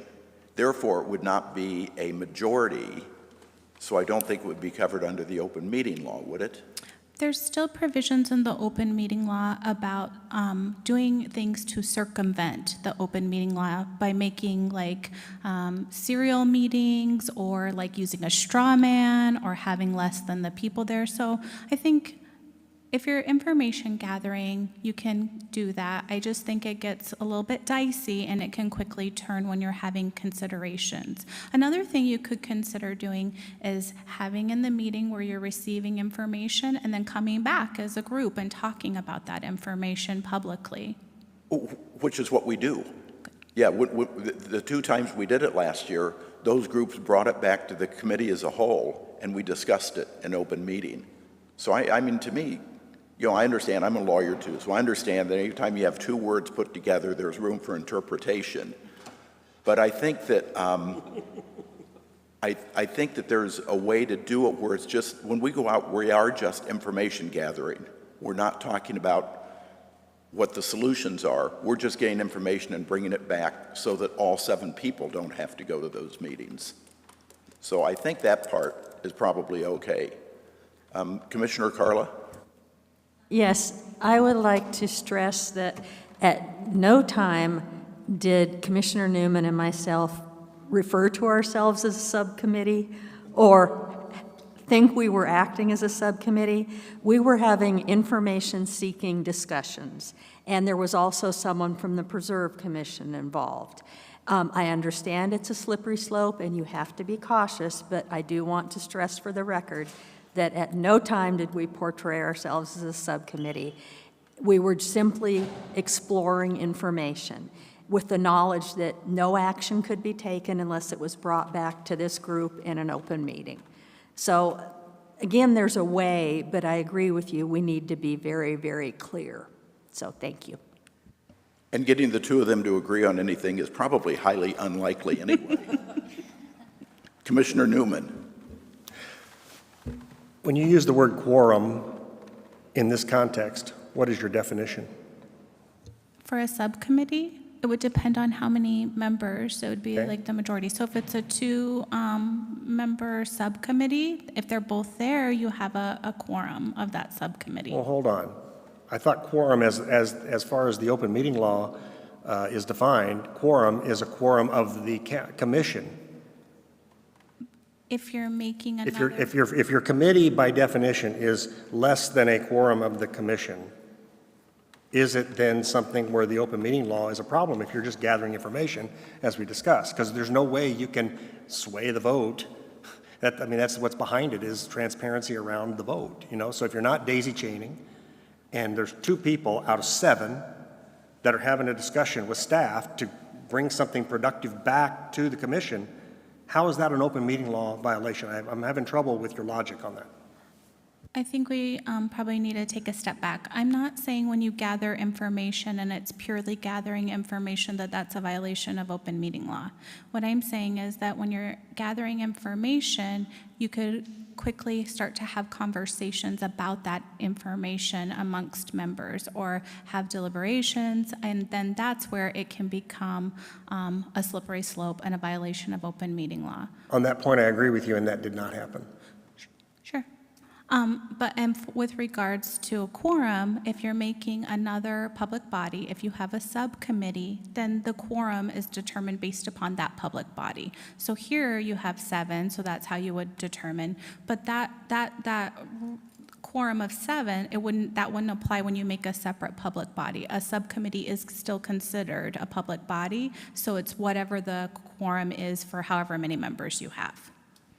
So would we have the ability, let's forget and say we don't set up subcommittees.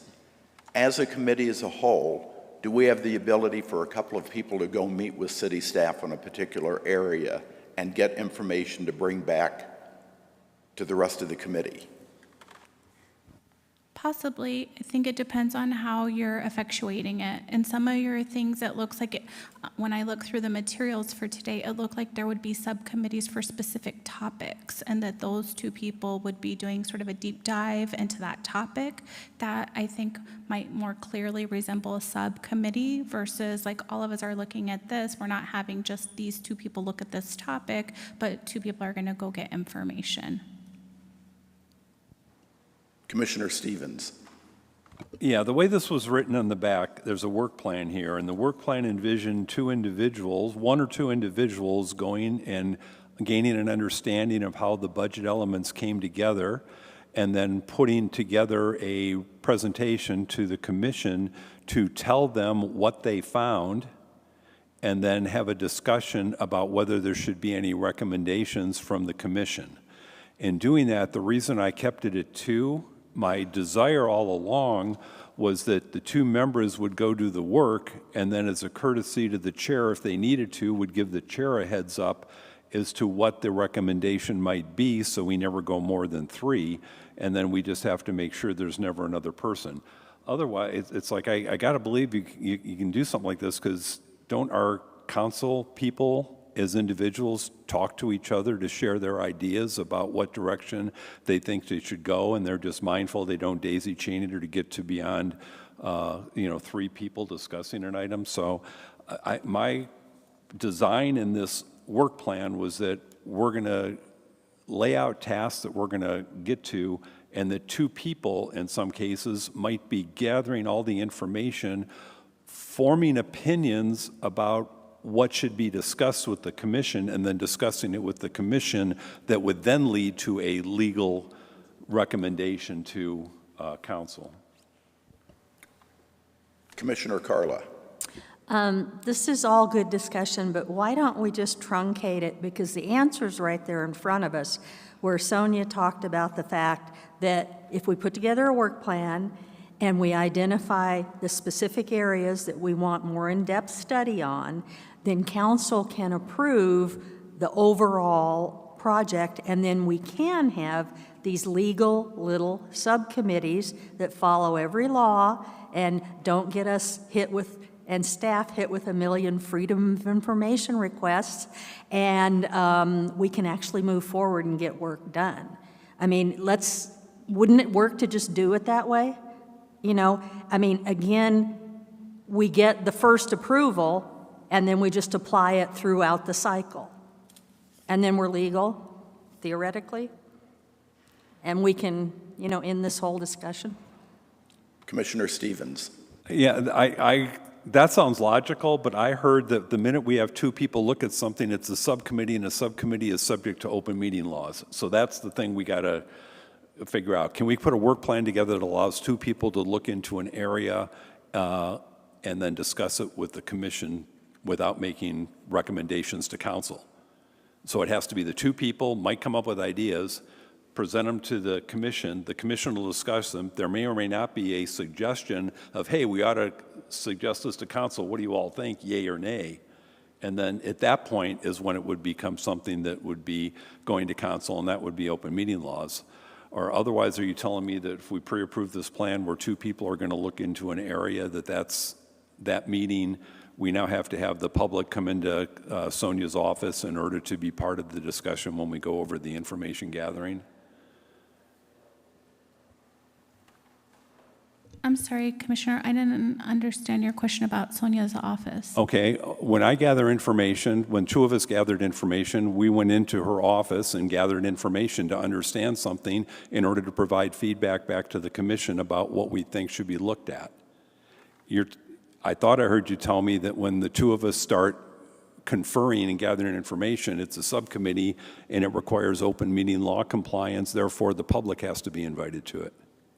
I think I understood what you said about going into Sonia's office to be that you went in there to get information, not to have deliberations, right? Was that Well, that's what everything we're doing in our work plan is, to gather information for the purpose of sharing the information with commission so they can make recommendations to council. But in doing that, Commissioner Newman and I may go through and look at something and say, hey, don't you think this would be a good idea? Hey, maybe we should recommend that to council. Let's present that to the commission so we can talk about it and decide if the commission should recommend it to council. Mr. Chair, at the risk of inserting myself, because I'm not a JD here in this conversation, what I might suggest is that we prepare through the city attorney's office some guidance in this area. We appreciate the discussion, and I don't know that we're gonna, I think putting it on paper might help guide us to a solution. Again, I hear what you're trying to achieve, and we can put some thought down working with the city attorney's office and make some opinions in regard to a path forward. Thank you. I think that'd be very beneficial, because I don't think we're going to solve this just sitting up here talking about it now. So I would agree with that. Okay, I wanted to also point out a few other things. Given that, again, the limitation of time, I wanted the commission to consider limiting the focus areas for this year, and also maybe limiting the focus area meetings to 1 a month, with March and April being devoted to reviewing the proposed budget. And also consider limiting the meeting time and holding no additional meetings from February to June to allow the staff to focus on preparing the proposed budget, the final budget, and presentations for council. So that's just kind of something for you all to consider as you decide on the focus areas and the gathering of information or whatnot to, that is the time commitment that we have. And these regular meetings to look into different focus areas can resume between July and October for the commission to look at any detailed information that you decide to look into. I also wanted to, next slide. I also wanted to clarify what would be required in a work plan for City Council. The commission is tasked with reviewing the budget. In reviewing the budget, you may want to dive into detailed line item review and select departments for reviewing specifically the department's budget or cost categories presented in the proposed budget. Like, for example, if you want to look at contract services, any sort of detailed line item review of the proposed budget or in-depth analysis and understanding of revenue projections presented in the proposed budget, that is part of your primary objective and mission as a budget review commission. That does not require a work plan. That is just part of what the ordinance provides that the commission does. What would be included in a work plan for council approval is items that are not directly related to the proposed budget. For example, discussing any material policy changes like elimination of a revenue source or elimination of a program. And these are policy level discussions that council would provide direction to as to whether they would like the Budget Review Commission to dive into or not. So that would go into a work plan for council approval. Or any kind of in-depth review of operational processes and practices to better understand the budget.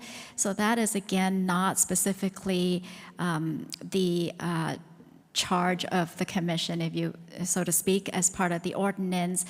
The commission is not asked to dive into operational review. So if there is a desire to do operational reviews to better understand the proposed budget, we would ask that the commission put that in a work plan for council direction and consideration.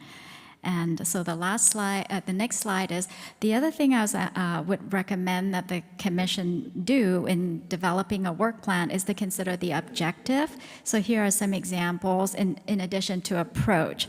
So if there's a focus area of a specific expenditure to help staff understand the nature of the focus, and so to help staff understand what you are looking for so we can provide the right information for you is to kind of help us with the objective of the review. And so an example would be to obtain an understanding to help understand the drivers for that expenditure that's included in the budget so that we can gather the right information for you to look at. And so, the approach and then the timeline of what your interests are, if you would like to get that done in November.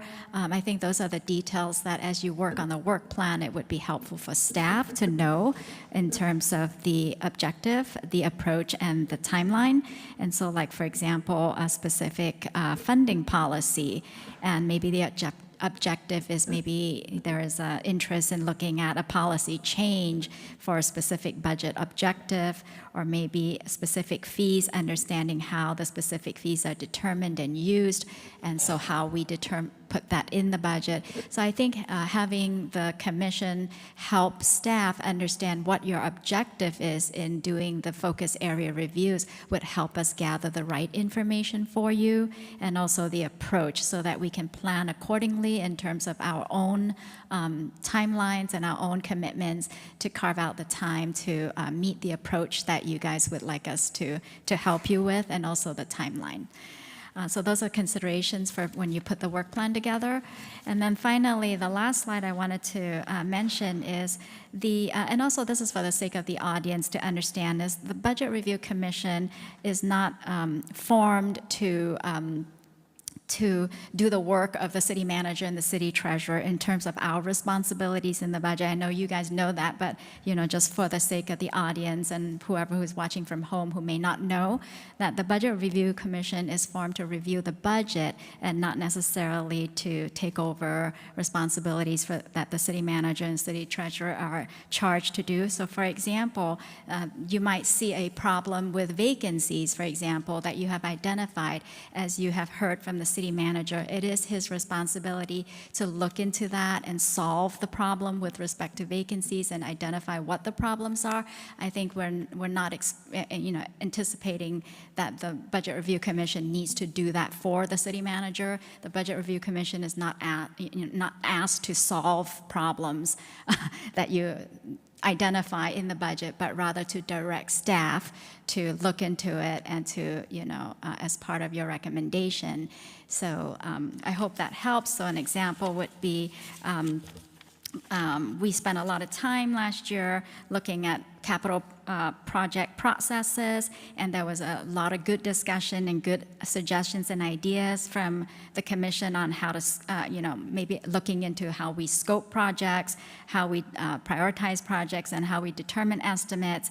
And those were, in terms of the Budget Review Commission's role and responsibility, sort of a learning objective in terms of understanding the budget and in terms of offering some suggestions for improvements. And then the city manager would take over from there, and his responsibility would be to actually find the problems and solve the problems, and that we're not expecting the Budget Review Commission to solve the problems for us. So I just wanted to make that clear for our audience and for also the Budget Commission.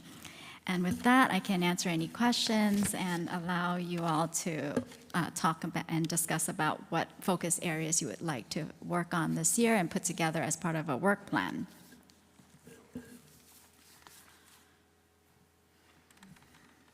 Commissioner Stevens. Okay, I guess I'll tell you what, there is an 8-page document here, and if someone at staff would like to go through that and make it more specific as to how the work task could be laid out by us and timed with your people, I'm open to that. If there's a member of this commission that would like to go through this, that's another option, but I don't know, I don't know where to go next other than a lot of people have a lot of ideas, and go mark this thing up and tell me what you want us to do, and let's all decide if that's what we want to do. Otherwise, well, that's my 2 cents. Oh, and the other thing I wanted to say, as far as you're going to give us guidance on that subcommittee 2 people thing, it would really be helpful if it said wherever the BRC members are going to have 2 individuals gather information in an area, they should be mindful that of the following things so that they don't violate. That way it would be a roadmap. I could say, oh, the 2 of us can go look into this, and we need to make sure we follow this protocol. That would be helpful. Thank you. Commissioner Carla. Yes. Like everything else in life, this is going to come down to timing. So what Commissioner Stevens just requested about asking for staff feedback about all these things that are on the list, it'll come down to what staff says, well, in our envisioned process, we're looking at A, B, C, and D. And then those, of course, would be the things that we should probably look at first, too, rather than going straight to L or M. I'll give a specific example. Last cycle, there was comments about some improvements to the Granite Reef Senior Center. And some commissioners wanted discussion about purpose, impact, et cetera. Now, if that's not in the upcoming budget cycle, or it's 2 out, then we don't need to look at it this cycle. But if it is in the upcoming cycle or 1 out, then we do need to look at it. So I guess what I'm asking is there a way for staff to look at, this list that Commissioner Stevens has put together and say, this is what would be in the front of your list? And that way we can better use our time, not waste your time, but actually look at the things there is an interest in. So that's the first thing. The second thing is, because we still theoretically have a work study with the council to get direction on the 21st of October, we need to get this work plan ready, correct? So we need to work backwards as to when we have to meet certain dates. And getting that direction would be fabulous because, you know, getting a meeting calendar ready would be very helpful for all of us, I'm sure.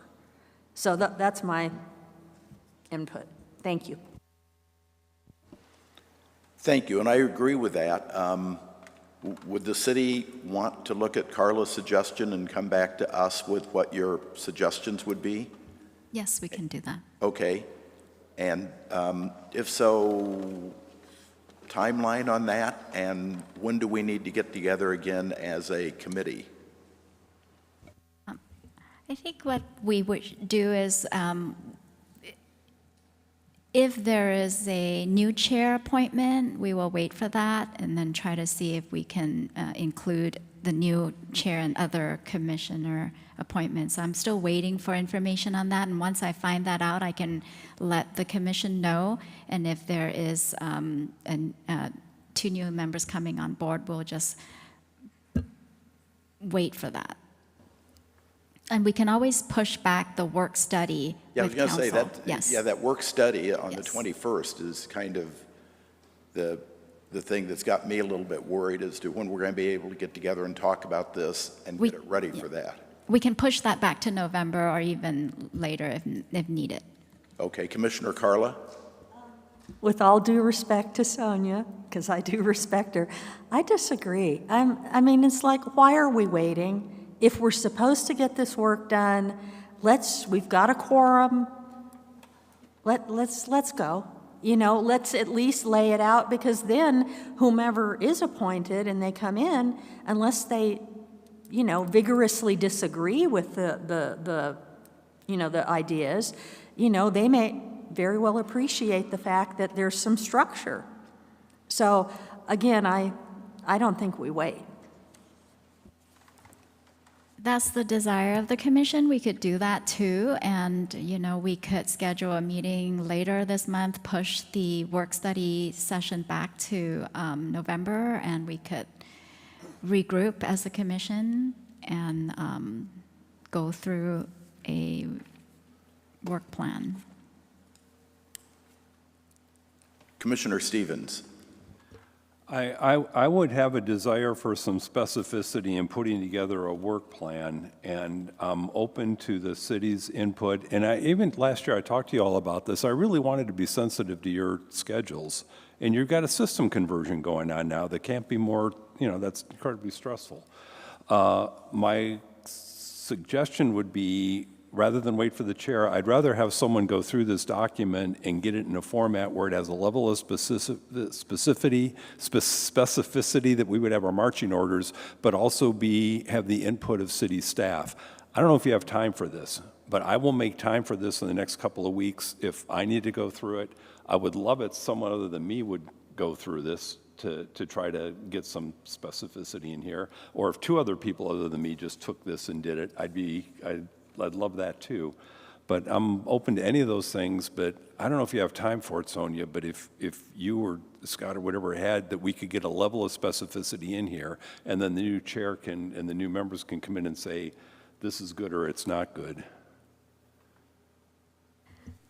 We can try that. I would recommend that we simplify it, and if it would help the council if a work plan was in 1 or 2 slides versus a 8-page report.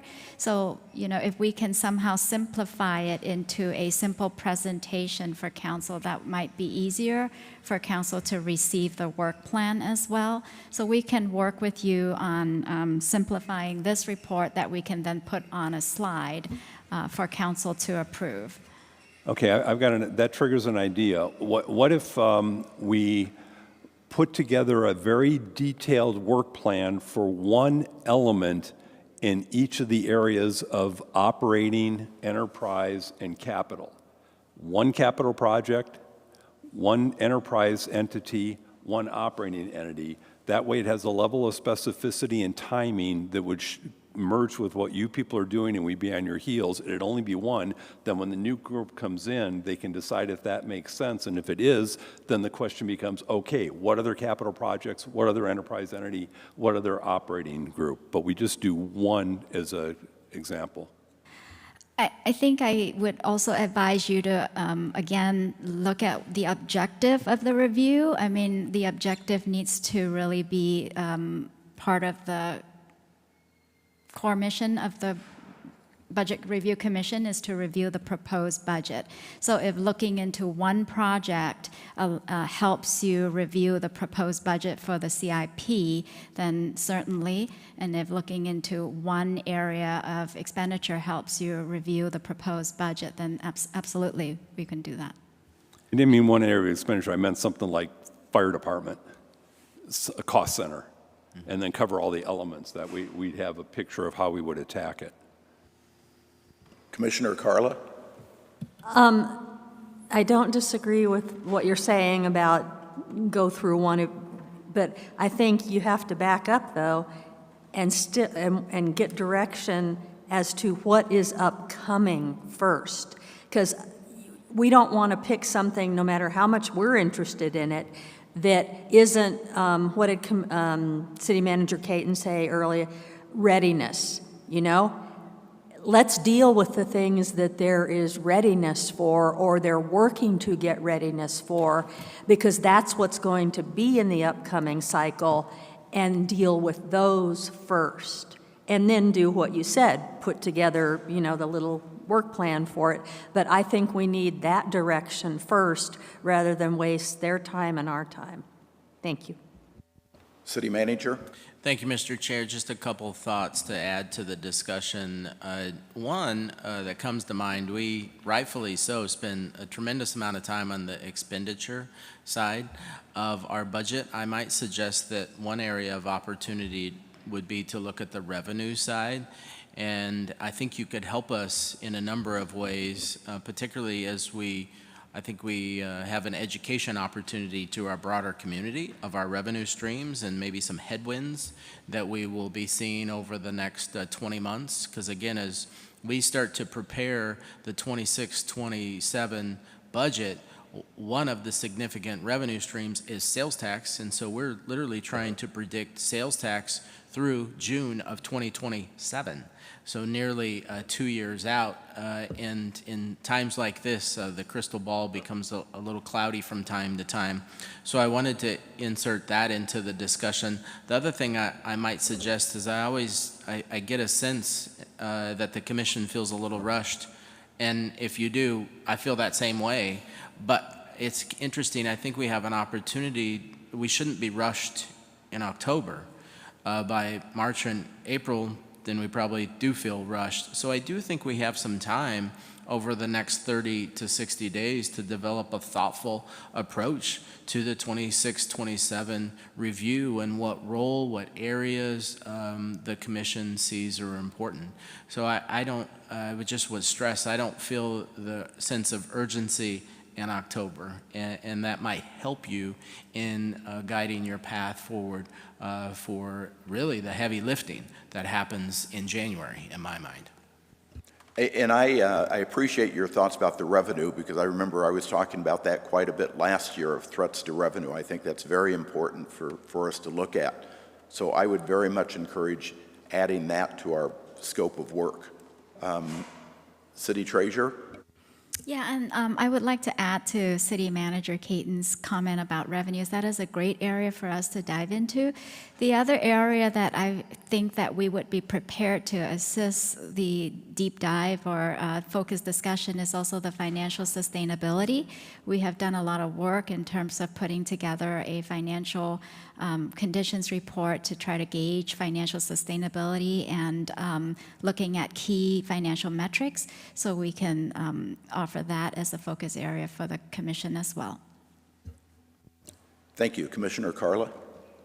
Yes, you know, in the area of revenue, I agree, and the first thing up I just have to say is it would be really helpful if the court let us know on 490 real soon. But the other part is, you know, when Sonia talked about things which are within the work plan or which would need council approval, she's talked about the loss of a revenue source.